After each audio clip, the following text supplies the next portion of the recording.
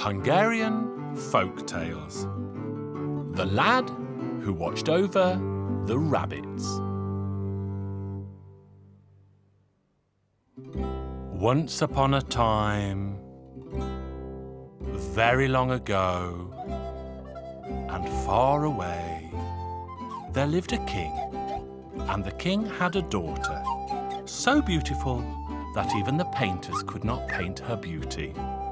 Now there came a time for her to take a husband, and the king said that he would give her in marriage to the man who could catch the apple she threw among them. So they came together, the princes and the dukes, the counts and the gypsy lads, to catch the apple. But try as they would, not one of them succeeded. But one day who should turn up but a village lad? Once again the princess flung the apple, and the lad caught it as if it had been thrown straight to him. But the king was not overjoyed at this, that a come-and-go-as-he-pleases lad was to be his son-in-law. Well then, young fellow, I don't know what kind of lad you are to catch the apple, but there's another trial in store for you. I have rabbits aplenty, and you have to watch over them. If you can watch them carefully, well and good, but if you can't, then it's off with your head. Now the lad was downcast to hear that he had to watch over the rabbits, for never before had he been a watcher of rabbits. And all of a sudden, an old woman appeared. She said, "Don't be downcast, young fellow. I shall give you a whistle, and when you go off to the meadow, all you have to do is blow it, and you'll see how useful it will be." Then they let the rabbits out, and they ran off in 1,000 directions. The lad blew his whistle, and the rabbits lined up like soldiers on parade. The king looked out and wondered what kind of lad could keep the rabbits in devilish good order. So the king said to his daughter, "Listen, daughter dear, dress yourself up as a poor young woman and take a satchel with you to the meadow and ask the lad for a rabbit, so that in the evening when he brings them home, there'll be one rabbit missing." So the princess dressed herself up in the clothes of a poor young woman, put a satchel under her arm, and went out to the meadow. "Good day to you, good rabbit herd. God save you. What brings you here, young lady?" "I'm not a lady. I'm just a poor young girl. I came to see if you could give me a rabbit." "Of course I can," he said, "if your highness will give me a kiss." "I'm not a princess," said she. And she was really fierce in denying it because she didn't want the lad to know who she was. But he knew which way the wind was blowing. "Well, just one kiss and I'll give you a rabbit." So the princess thought for a moment, to kiss or not to kiss, but in the end, she gave him a kiss. Right away the lad took hold of a rabbit and put it in the satchel for her. So she set off home. But she hadn't got halfway home when the lad blew the whistle again, and the rabbit jumped out of the satchel and scampered back to him. The princess got home, and the king said to her, "Well, did you get a rabbit?" She looked in the satchel and, sure enough, there was nothing in it at all. So she said to her father, "I tried and I asked, but he didn't give me a rabbit," because she was ashamed to say that she had given him a kiss. So the king said, "Never mind, I'll try." So the king dressed up as a poor country lad and took a satchel, and off he went on a donkey to the meadow where the village lad was to be found.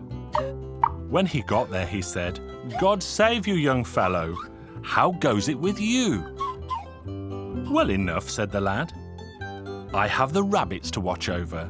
Have pity on me, young fellow, and give me a rabbit, for I'm as poor can be, and sick, and I need the meat of a rabbit to give me strength."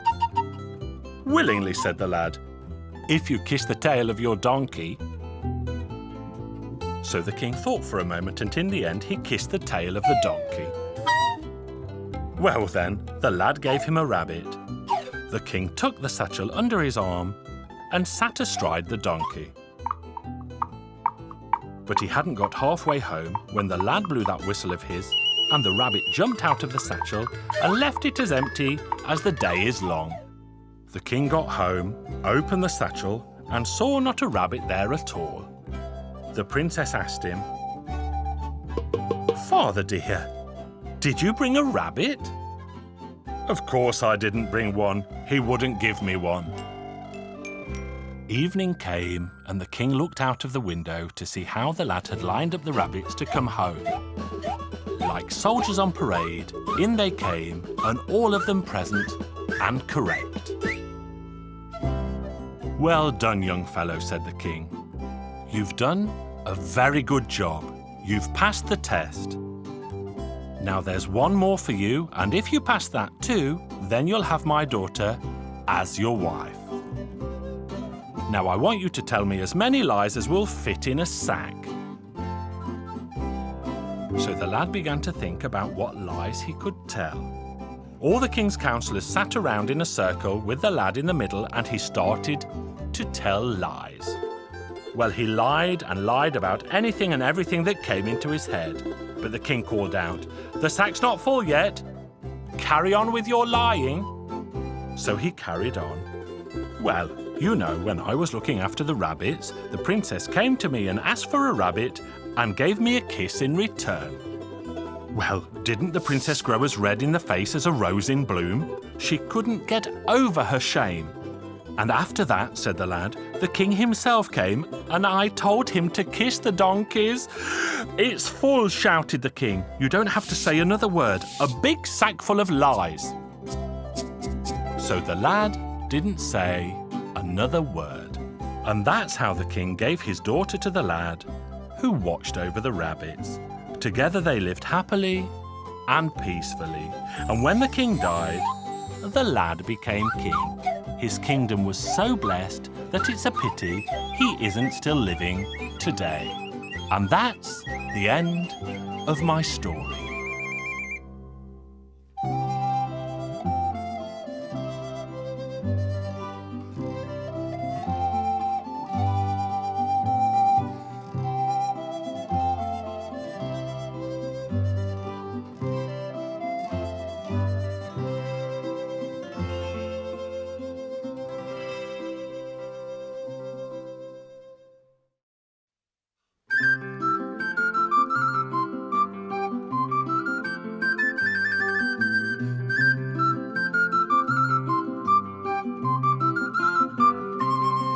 Hungarian Folk Tales. Pepper Pot, Peter.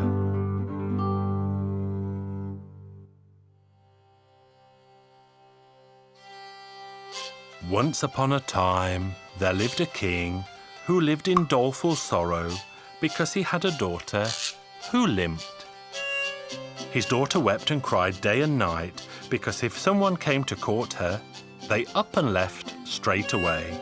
The king was afraid that his only daughter would spinster her life away, and so he sent the word across his kingdom that whoever could cure his daughter would live in wealth until the day he died. Now so many swarmed to the castle that the doorknob always had a hand on it, but the king's daughter still limped. Pepper Pot Peter also went to try his luck. They called him Pepper Pot Peter because he was really very little. So off went Peter and went on his way until he came upon a poor woman who was carrying a heavy load of wood. "Let me help you, old lady. I'll carry this," said Peter. And while the old woman was trying to thank him, he had already stacked the wood for her. "What brings you to this distant land?" asked the old woman just when Peter was bidding her farewell. "I'm off to cure the limping daughter of the king." "Well, fine it is that you met with me, because only I know what the cure is. But it's not easy to get hold of." "Well, tell me which way I have to go." "Listen carefully, son. On the summit of the glass mountain, there's a little lamb, and around its neck, there's a golden bell. If you can ring that bell 3 times under the girl's window, then you are sure to cure her. And how can I find my way there? Only with the magic horse of the King of the Giants. And no one has ever been able to get it out of its stable. Pepper Pot Peter thanked her for her directions, and off he went without stopping until he came to the castle of the King of the Giants. Under the gate was a hole, and through he went, straight to the stables. He tried to untie the magic horse. The horse let out such a whinny that the King of the Giants fell out of his chair. For lest I forget, the king was at his dinner. Well then, off he ran straight to the table. Peter, in his great fear, turned into a flea and hid in the manger. When the King of the Giants left, Peter climbed out again to untie the tether of the magic horse. Again the horse let out a whinny, this time so loud that the king hit his head against the wall, and off he ran to the stables without pause for thought. Once again he saw not a soul, because Peter turned into a flea and hid in the manger. The king gave the horse a good whack. Why should it be whinnying when no one was hurting it? At his third try, Peter managed to untie the horse. In vain it whinnied. The king didn't go to the stable. When Peter got through the castle gate with the magic horse, it whinnied so loudly that the walls of the 3 bastions trembled. The king came out in a rage and saw that his horse had been stolen. He jumped on the back of a tomcat and off he went after Peter. Peter was very pleased with the horse. The moment he set his spurs to it, the horse flew to the glass mountain. There he saw the little lamb with the golden bell dancing in the silken meadow. He went up to the lamb, but when he tried to take the bell off the lamb's neck, an angry little devil popped out of the ground. "I've been waiting for you, you good-for-nothing," he told Peter, shook him fiercely, and ordered him to make a barrel in the woods. When Peter had finished, the little devil went out and sat on the rim of the barrel and said, "Now I'm going to stuff you into the barrel, you thief." Peter saw that this was no joke and suddenly turned into a bee and stung the little so hard on the finger that it fell backwards into the barrel. Peter quickly put the lid onto the barrel, leaving a tiny hole so the little devil wouldn't suffocate. He took the bell off the lamb's neck, jumped onto the horse, and didn't stop until he got to the window of the limping daughter of the king. He rang the bell for the first time and saw that the bushes and trees started to dance. Then he rang the bell for the second time, and the court chamberlain and all the courtiers came out with the king himself, and everyone danced and sang. He rang the bell for the third time, and then the king's daughter opened the window. Pepper Pot Peter asked her to dance with him, and she didn't limp, not even a step. So joyful were they all that no one wanted to stop the revelry. "Well, my son, you have cured my daughter. Marry her and make her your wife for life." With that, he took the crown off his head and gave it to Peter, and he was just about to try it on when the King of the Giants arrived on the back of the tomcat. You can imagine the panic. The King of the Giants opened his mouth wide and swallowed down the whole court in one gulp. He didn't even hiccup. He only spat out the trees and the bricks the way that someone else spits out cherry stones. Peter, at the last moment, had jumped aside and hidden in the trouser pocket of the King of the Giants. There he was safe and sound.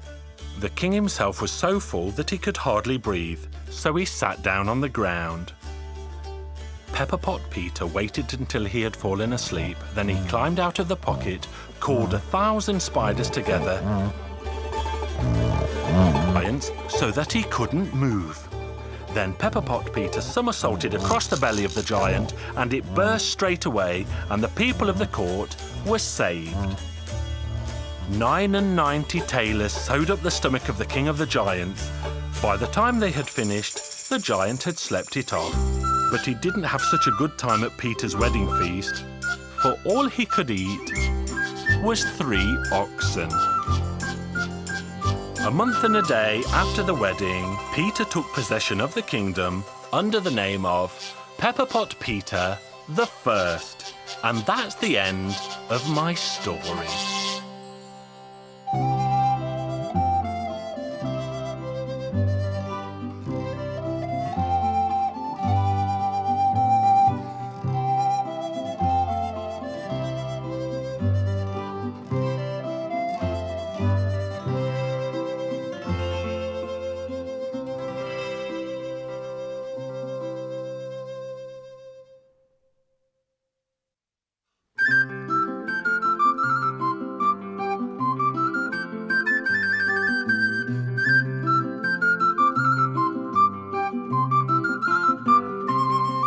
Hungarian Folk Tales. The Golden Calf.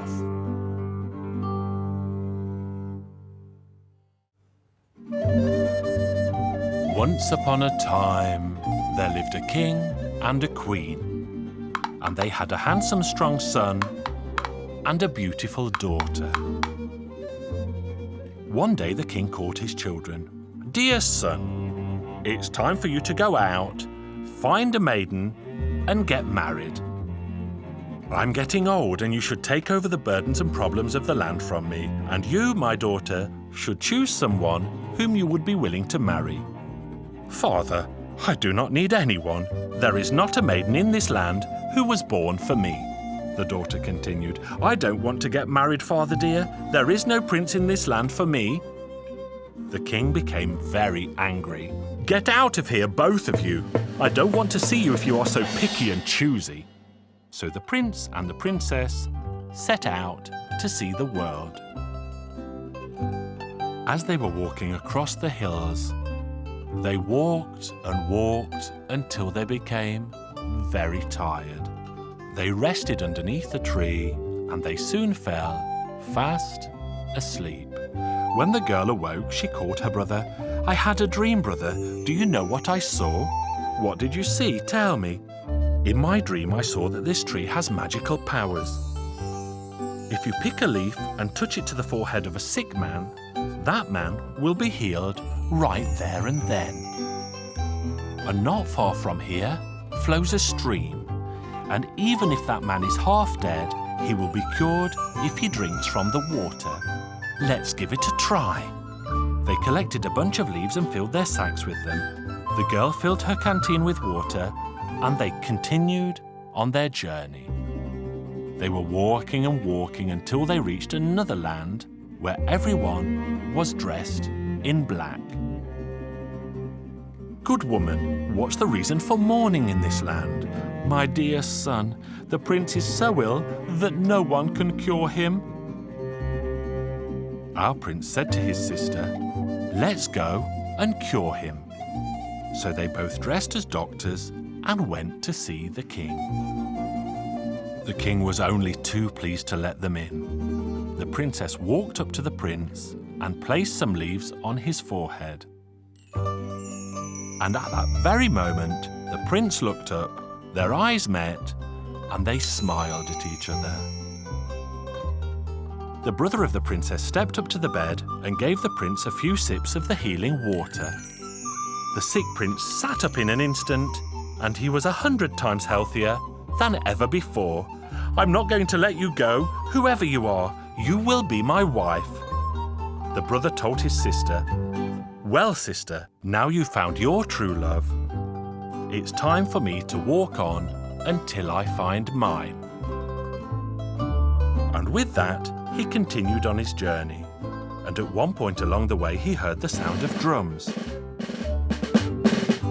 The drummers were announcing that the princess would marry the man who found what mark she had under her arm. There were dozens and dozens of candidates who came to try their luck, but none of them had any success.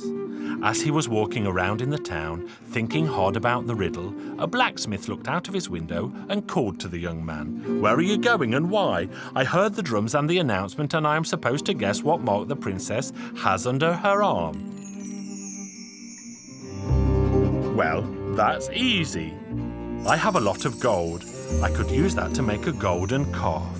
Somebody could curl up inside that calf, and we can take the calf to market. The princess will see the golden calf and will buy it, and the person inside the calf will find out what mark she has under her arm. The prince said, "What if that person were me?" Well, all right, we can agree on that. In the morning, the prince climbed inside the golden calf and they transported it right to the middle of the marketplace. It wasn't long before the king and the princess came walking by. Father dear, please buy this one for me. It would look so beautiful in the palace." And she kept on pleading until her father bought the golden calf for his daughter. He told his men to place the golden calf into his daughter's room. Evening came, and the princess undressed and went to bed. When the prince was convinced that she was asleep, he opened the little door, climbed out, slowly walked to her bed, and peeked under her left arm. And suddenly he saw what was there: the sun, the moon, and the stars. He laughed out loud, but he woke the princess up. When she saw the stranger in her room, she let out a scream. But the prince was not afraid, and he spoke to the princess. "Stop screaming, lest they find out that I'm here with you." The two of them started talking. They agreed that she would have the calf taken back to the blacksmith. And so it happened. In the morning, her father came in. "Oh, father dear, I accidentally broke off one of its ears. Let's have it taken back to the blacksmith so he can place it back." They took back the golden calf, the blacksmith opened the side door, and the prince climbed out. That afternoon, the prince went to see the king. "Your Majesty, please give me 3 days to think, and I'll find out the truth." And he pretended to think long and hard. Finally, the 3rd day came, and the princess could hardly wait. The king spoke. "So, did you find out?" "Well, Your Majesty, she's wearing the sun, the moon, and the stars under her arm." "Well, by golly, you're right. You've solved the riddle. You can have my daughter and my kingdom." And they had a fabulous wedding with plenty of food and drink for everyone. Of course, they invited the prince's sister and her husband, the other prince, and they did not forget about their parents either. Everyone was happy. The wedding and the party lasted for a whole week, and they all lived happily ever